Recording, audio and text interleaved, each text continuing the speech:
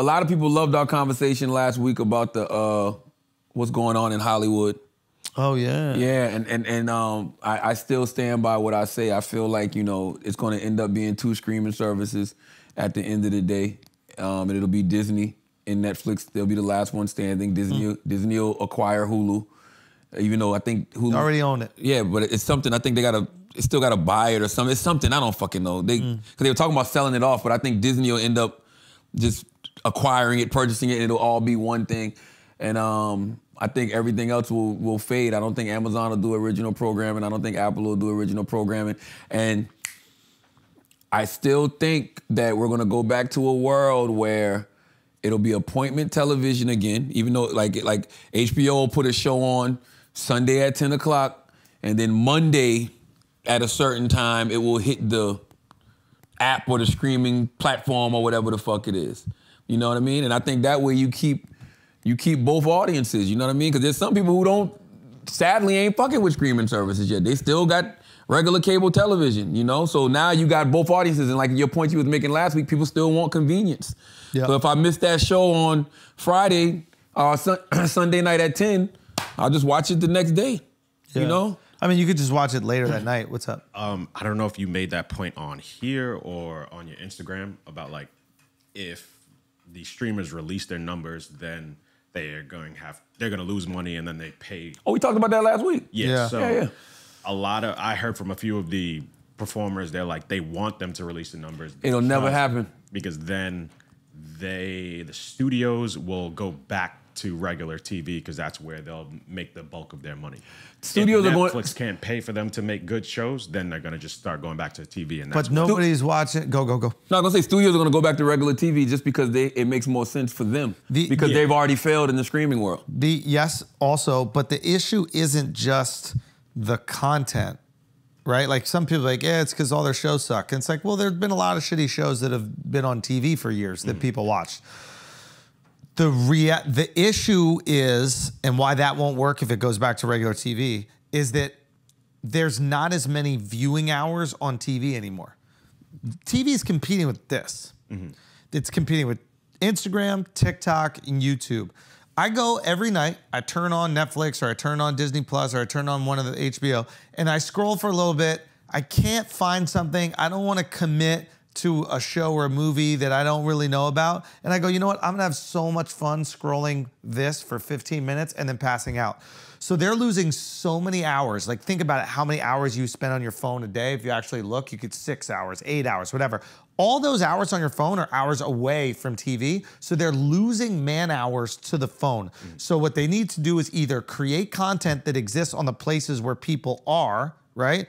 Or downsize how much total content they're putting out. Boom. There's not enough hours to watch it all. That's what you do. If I'm HBO, if I'm Showtime, I'm not trying to compete with the Netflixes of the world no more. And Netflix is going to have to slow down a little bit too, and Disney Plus. I'm not trying to compete with them. What I'm doing is I'm going to create 4 tentpole events every fucking year. I'm going to create 4 shows that I can do mass marketing and promotion campaigns around, and I'm going to push the fuck out of those shows. We're going to live and die by that because you can't keep up with Netflix if you're HBO, and you got to do 10, 15 shows a fucking year just to survive. Hell, Netflix can barely keep up with Netflix. You know what I mean? You damn sure can't keep up with Disney Plus, even though Disney Plus model is a little bit better because they're putting out a show a week, but they're still spending too much fucking money. And that's the thing about the networks where they're just like, the actors want upside if the show does well, right?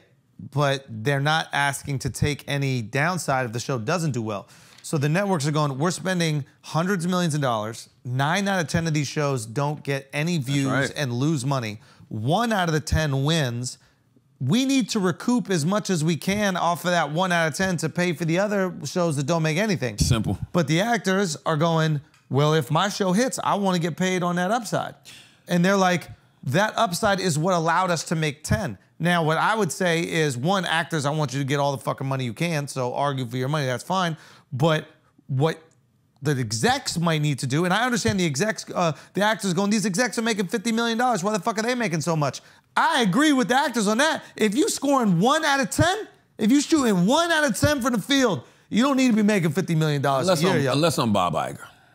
Well, he's not shooting 1 out of 10. I know, but now it's been a little rough because he's been away from the game. But he was shooting like 10 for 10, so he was making crazy money. People forget Bob got the Michael Jordan last 2-year contract. Bob got the Kobe contract from the Lakers.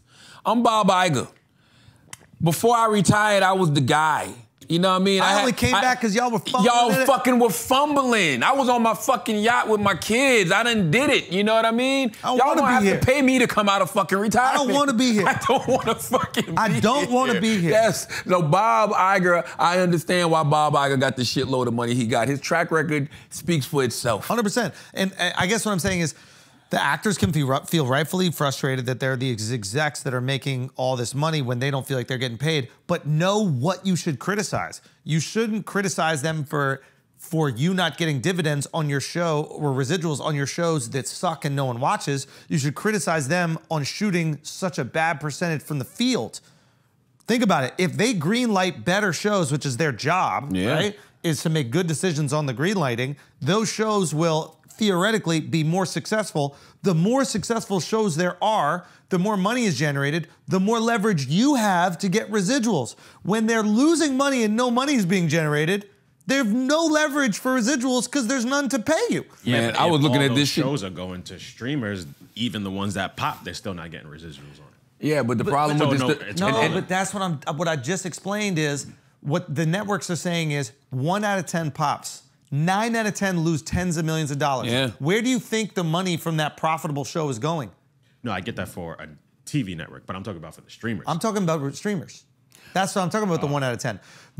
I think the problem with the streamers is these actors think these streamers are making so much money and they're not. And I don't think people really understood the whole issue with like why the stock price is important and keeping it inflated is important.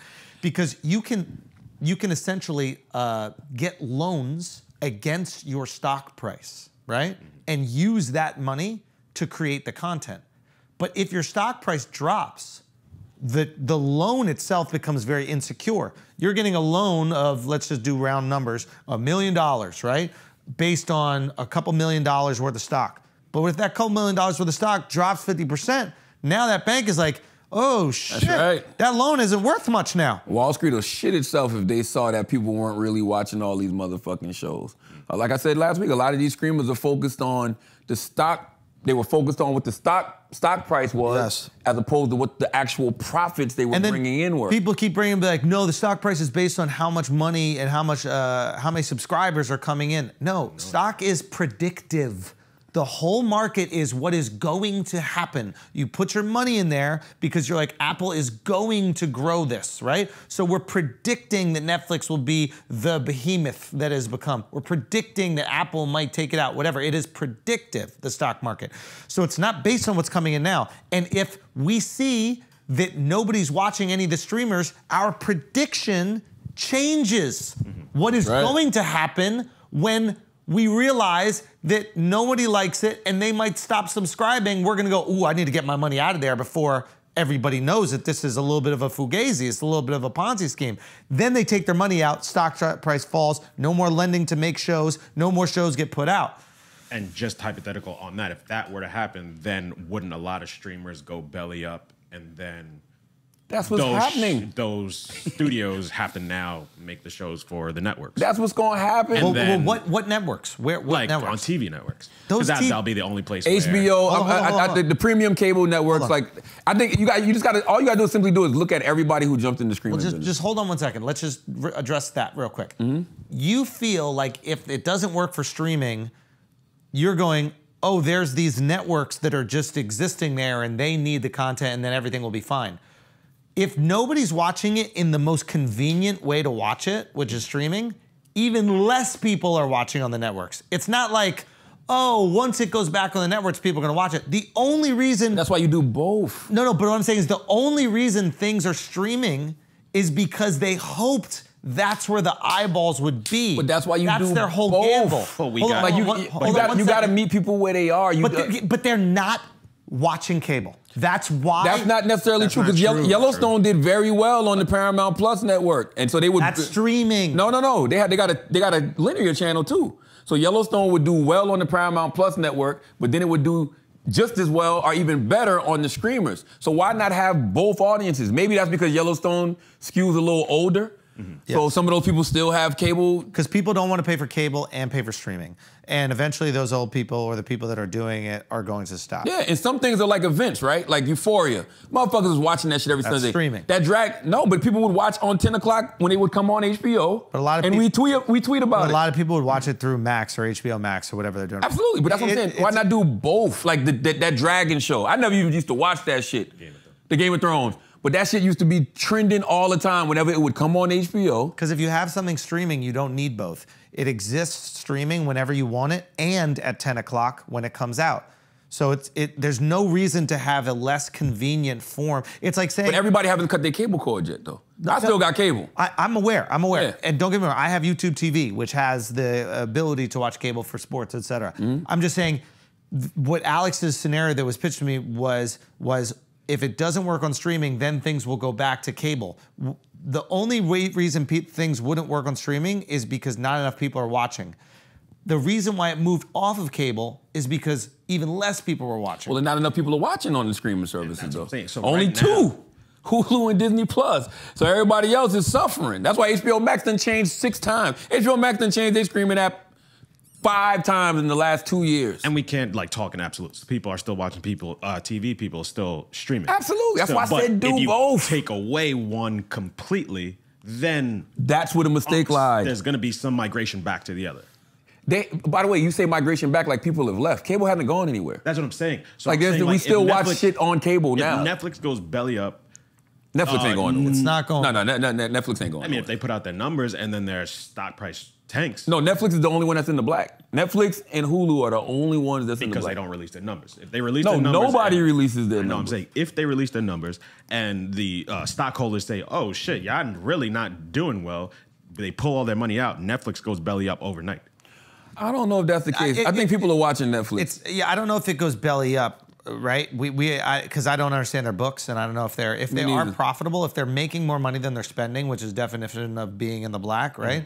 Then they should be okay because they're making more than that. I don't know what type of loans they have to pay off. I don't know what type of debt they're in. I don't know. I don't know enough about the books. And Netflix probably will shoot back up because, we forget what happened before everybody had their streaming services. Before everybody had their streaming services, they were doing licensing deals with companies like Netflix. So it might go back to that. I just saw Insecure is back on Netflix now. Insecure, how many seasons was it? I don't remember how many seasons. 5 or 6 are all back on Netflix right now. To me, that's a sign of things to come.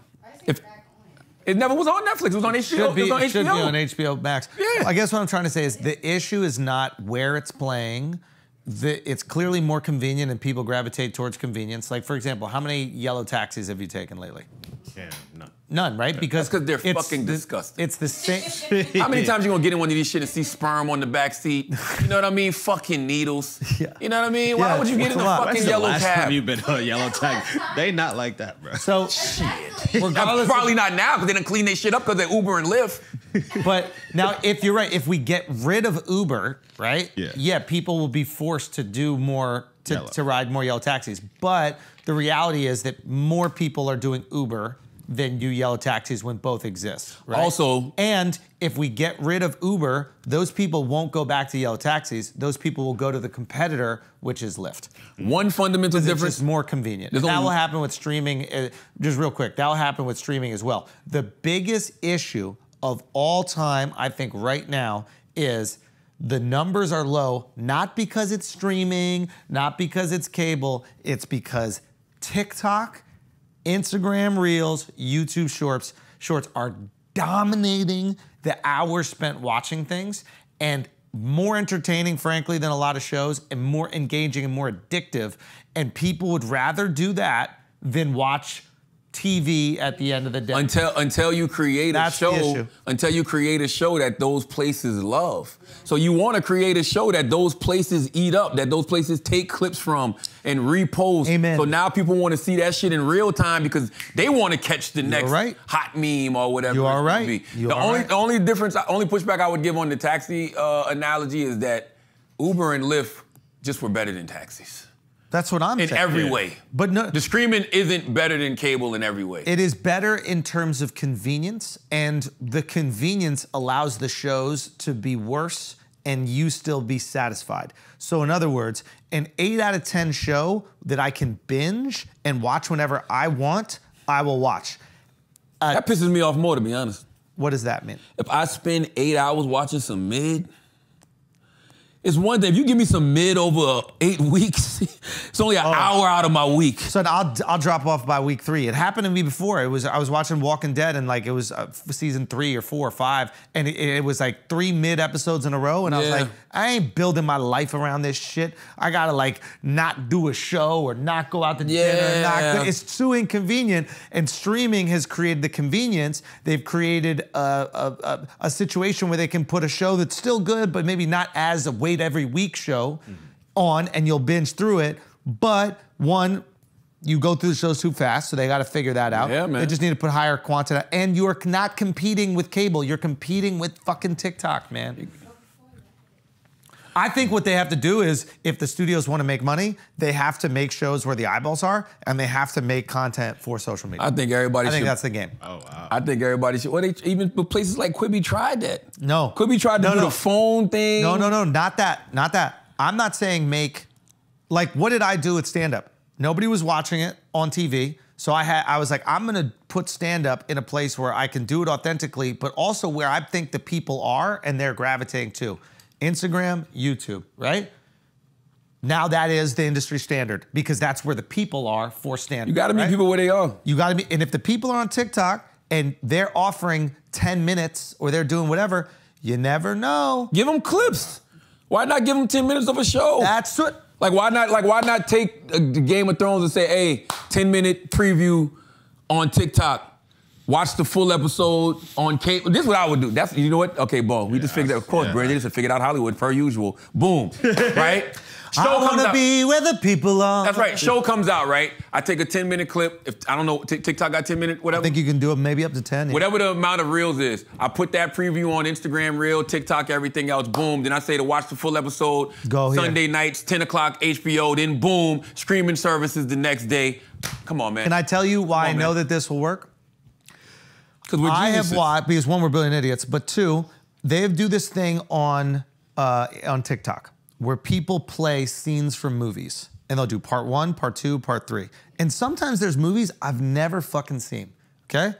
And I find myself watching, and they'll be from the middle of a movie, not even the first scene. And I'll watch part 1, and then I'll be like, oh shit, let me go to the page, and I watch part 2, I watch part 3, and I keep on watching, and then I go, I want to see the whole shit. Bro, you know what else that shit works? Old content. Like old movies that you haven't seen in a while, but somebody will make a meme or some shit. That's what I'm talking about. Yeah. It's the old shit. Yeah, and you like, oh shit, we did that the other night with Love Jones, and that's my wife's favorite movie. We used to have that shit on DVD player. You gotta be where the motherfucking people are. Yeah. And because y'all put out so much fucking trash and garbage and TV and movies, they are no longer scrolling your shit. They are scrolling TikTok, and it's also just more digestible. That's the new cable guide. Because also word of mouth. We always say word of mouth spreads things too. So all of that is word of mouth. So if a show is hot, you're going to go watch it because you see people online talking about it. Also, Netflix doesn't allow you to screenshot the show. I told the people on Netflix, I'm like, really? I'm gonna give you a gift. I go, I'm gonna give you a fucking gift. Tell this to your boss. I don't even need credit for it. You tell this for your boss and you get all the credit.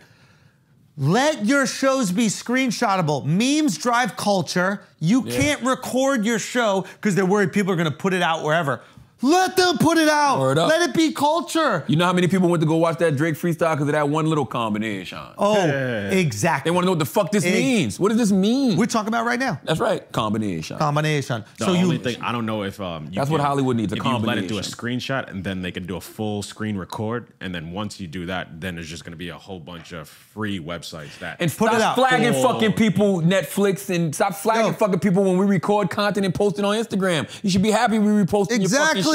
But they're so protective of the shit, it doesn't matter. Let them post it on those sites. Most people don't even know how to get to those fucking sites. The only way they make money is from subscribers. No, but what I'm saying is let them do it. Let them do it. And then what's going to happen is people are going to get addicted to a show, and it's just going to become too inconvenient to go to the site. You got to worry about getting a virus. Maybe it's not good, whatever. And you'll just go like, you know what? Fuck it. I'll give you my $8. I'll give you my $12. All right, they up to 20 now. Man. But what I'm saying, and if they're charging too much, that's on them, and they got to bring it down. But get the content out there. Like I didn't even know about the Jamie Foxx movie.